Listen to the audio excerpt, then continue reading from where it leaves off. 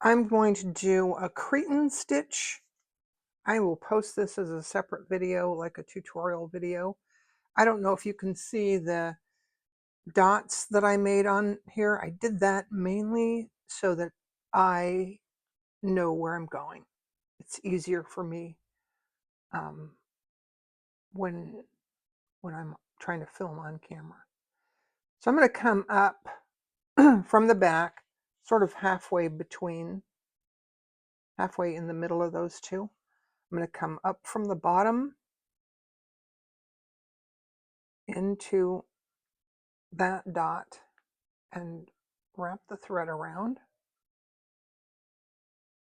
and pull through and pull up. Then I'm going to go to the upper set of dots, up. I'm going to wrap around. I'm going to pull, and this time I'm going to pull down.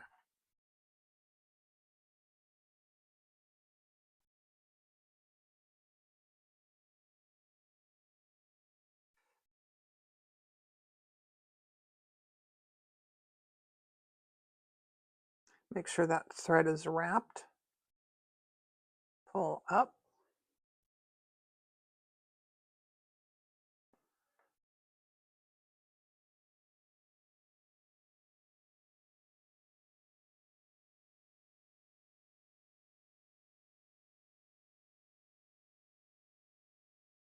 This time I'm going to pull down this direction. Now you don't have to have a stitch guide to do this. If you make sure that you're going in, if you make sure that you're piercing the fabric, if these lines are straight up and down, that will make it look nicer, I guess.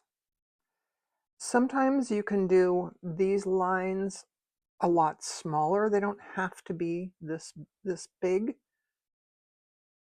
You can do it smaller and it still looks good. This, I think, is sort of exaggerated. I want to make sure that it was a little exaggerated so you could see what I'm doing.